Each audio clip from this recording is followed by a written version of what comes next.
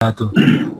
Alhamdulillah, terus-menerus kita memuji Allah Waalaikumsalam. Subhanahu wa taala, Rob yang Maha Pengasih, yang Maha Penyayang, yang dengannya lah kita merasakan begitu banyak limpahan kasih sayang karunia darinya, yang hari ini kita masih berada di atas muka buminya, yang menumpang hidup di muka bumi ini setelah kematian kita tadi malam. Begitu banyak rahmat kasih sayang yang Dia berikan kepada kita semua hari ini, sehingga kita bisa berada di majelis ini yang mudah-mudahan Allah muliakan, Allah ampuni, Allah berkahi semua. Dan mudah-mudahan terus-menerus kita diberikan kecintaan kepada agama ini, kepada Allah dan kepada Rasulullah SAW. Dan tidak lupa kita mengucapkan salawat dan taslim kita kepada Nabiullah Muhammad SAW, manusia yang fisiknya, akhlaknya, nasabnya semua Allah sempurnakan sehingga dia bisa menjadi atau menjadi panutan dan rahmatan lil alamin. Sebelum saya memulai sambutan ini, mungkin saya perlu mengingatkan adab-adab majelis ilmu kepada teman-teman sekalian yang menyaksikan acara ini, karena sebelum sebelum saya memberikan sambutan ini, saya scroll, ya, saya swipe terus, saya melihat ada yang masih pakai baju kaos, ada yang masih pakai kaos dalam, ya. Saya menghimbau kepada teman-teman sekalian, ini adalah majelis ilmu, ya. Ini adalah majelis ilmu, sehingga mari kita muliakan ilmu atau majelis ini, karena barang siapa yang memuliakan ilmu, maka ilmu akan memuliakannya. Dan barang siapa yang tidak memuliakan ilmu, maka ilmu tidak akan memuliakan. Jadi hari ini kita berada sekali lagi pada majelis ilmu, maka perhatikanlah adab-adab majelis ilmu, meskipun kita saat ini tidak langsung ya saling berhadapan.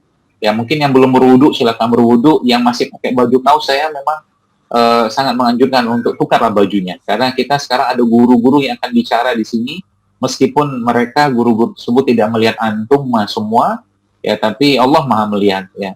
Dan juga yang mungkin masih masih sibuk dengan aktivitas lain, saya minta sekali untuk mari kita muliakan majelis ilmu ini dengan adab-adabnya, ya, karena ulama-ulama zaman dulu pun telah mengajarkan itu semua kepada kita. Bahkan ketika belajar kitab pun, kitab itu saking mereka menghargai ilmu, maka kitab itu tidak diletakkan di atas meja, tapi mereka pegang. Jadi sekali lagi kepada seluruh peserta yang hadir hari ini, mari kita utamakan adab, ya, adab majelis ilmu dulu sebelum nanti para pembicara bicara. Dan juga ada, saya lihat tadi beberapa yang display-displaynya masih bahkan ada gambar-gambar yang kurang pas, mungkin tolong diganti atau mungkin disesuaikan.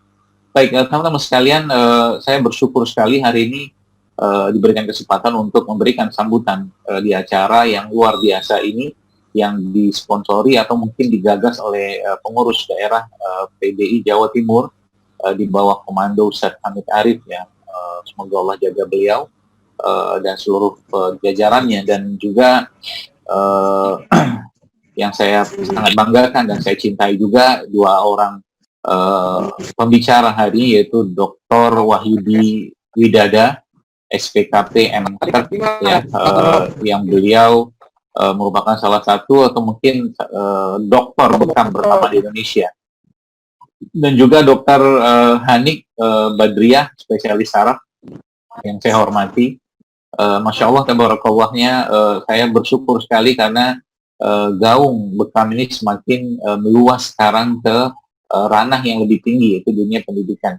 Baik, teman-teman sekalian, Bapak Ibu yang saya hormati, wabil khusus para peserta Zoom, ya, webinar ketika dokter bicara bekam. Kalau kita bicara tentang Islam, ya, maka Islam adalah agama yang Masya Allah memberikan petunjuk yang sangat jelas tentang bagaimana cara menjaga kesehatan, ya, bagaimana cara menjaga kesehatan. Kitab-kitab atau mungkin ilmu-ilmu tentang kesehatan ini sudah dirangkum oleh para ulama-ulama agama. Ibnu Qayyim Al-Jauziyah yang kita tahu dalam kitab Zadul Ma'ad, beliau yang akhirnya dikompilasi menjadi kitab At-Tibbun Nabawi, ya, yang kita kenal selama ini, itu juga merupakan salah satu kitab besar yang kita bisa kaji lebih dalam lagi bagaimana kemegahan atau mungkin keindahan atau keberkahan pengobatan Islam. Maka konsep-konsep pengobatan Islam tersebut saya kira mungkin harus, ya, kita angkat kembali di era sekarang ini, karena memang kesehatan dalam Islam merujuk pada bagaimana akidah, ya, akidah itu berperan, ya. Kita tahu ayat yang berbunyi dalam surat Asy-Syu'ara, Faiza maritu fahuwa yashfin. Jadi di situ kita mendapatkan sebuah pesan akidah yang luar biasa. Jadi pesan akidah itu apa? Bukan bekam yang menyembuhkan, bukan herbal yang menyembuhkan, bukan terapis yang menyembuhkan, bukan sarana dan prasarana yang menyembuhkan, tapi Allah sajalah yang menyembuhkan satu penyakit dengan izin dan kehendak. Maka itu menjadi sebuah itu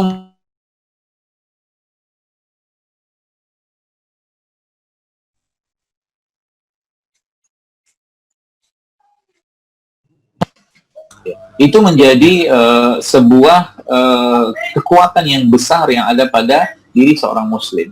Dan Masya Allah, tabarakallah-nya, hari ini saya melihat juga ada bapak-bapak, ibu-ibu perwakilan dari Departemen Kesehatan mungkin atau Dinas Kesehatan setempat dan beberapa juga dari praktisi atau akademisi. Saya sangat berharap bekam ini menjadi salah satu pilihan, ya, pilihan umat Islam khususnya dan masyarakat Indonesia secara umum untuk mendapatkan kesehatan secara paripurna. Karena memang kalau kita bicara bekam, maka bekam itu bukan cuma sekedar sekali sebulan saja, tapi maksud dari sebuah terapi itu adalah bagaimana penjagaan kesehatan yang paripurna yang terjaga melalui bekam tadi. Maka teman-teman sekalian, bagi Anda yang sudah berbekam, ya, Masya Allah, itu sebuah karunia dari Allah, karena banyak yang juga belum tahu tentang bekam ini. Maka bersyukurlah kepada Allah, karena manfaatnya yang kita rasakan juga sangat banyak.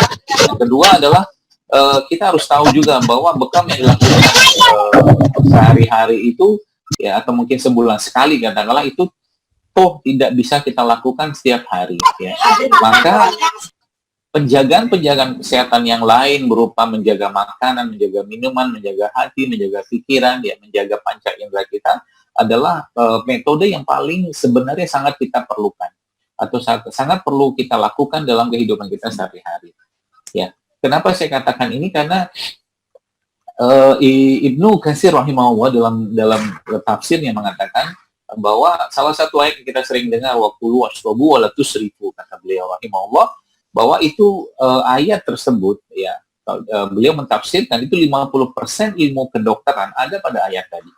Kita tahu bahwa sekarang ini penyakit-penyakit degeneratif, ya, yang merajalela, stroke, kencing manis, darah tinggi, kanker, segala macam, autoimun itu bermula dari itu semua.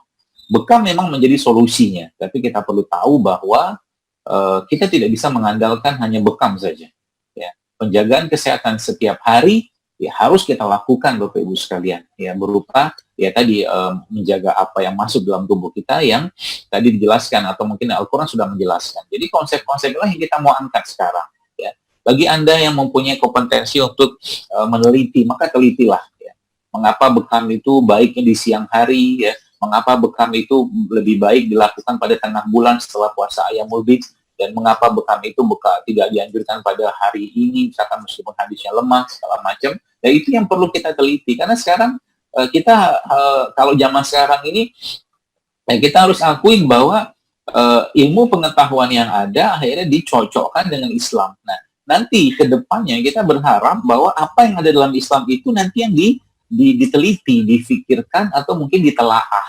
Jadi kenapa makan harus duduk, kenapa minum harus duduk, gitu kan? Kenapa itu semua yang kita cari tahu ini sebenarnya konsep ilmiahnya yang kita bisa dapatkan di situ. Meskipun sering saya sampaikan berulang, bagi seorang mukmin yang meyakini, ya, keberadaan atau mungkin meyakini keimanan yang dia ucapkan, maka iman itu kan adalah mengucapkan dengan lisan, mengamalkan dengan dalam perbuatan, dan meyakini dalam hati.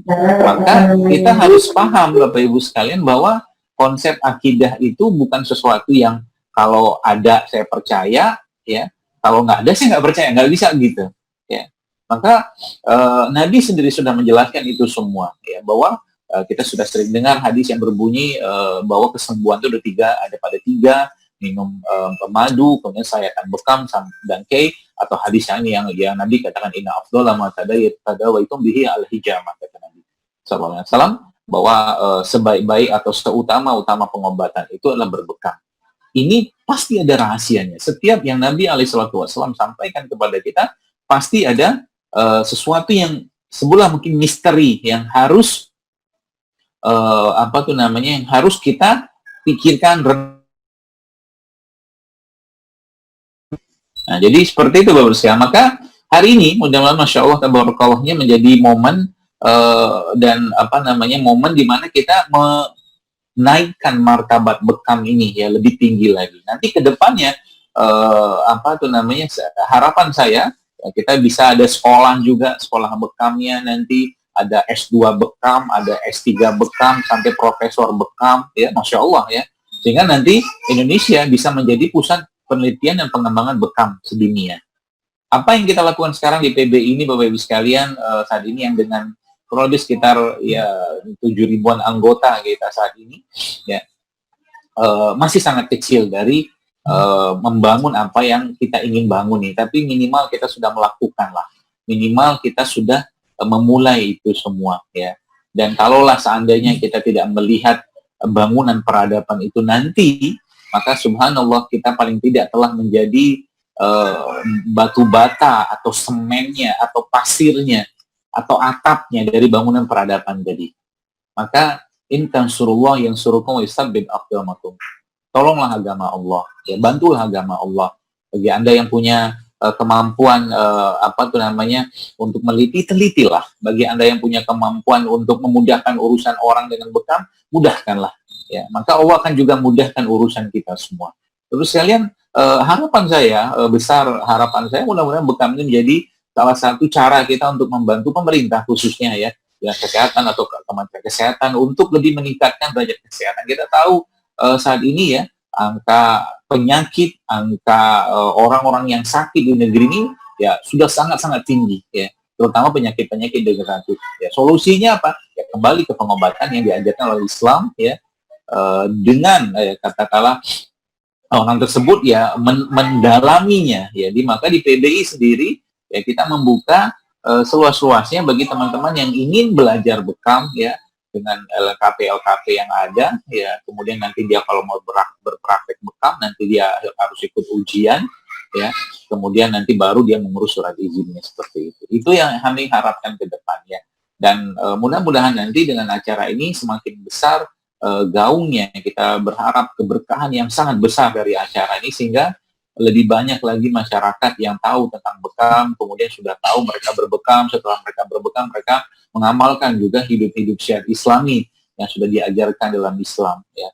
Masya Allah tabarakallah, mudah-mudahan ini menjadi semangat bersama kita untuk menggaungkan syiar bekam ini sebagai salah satu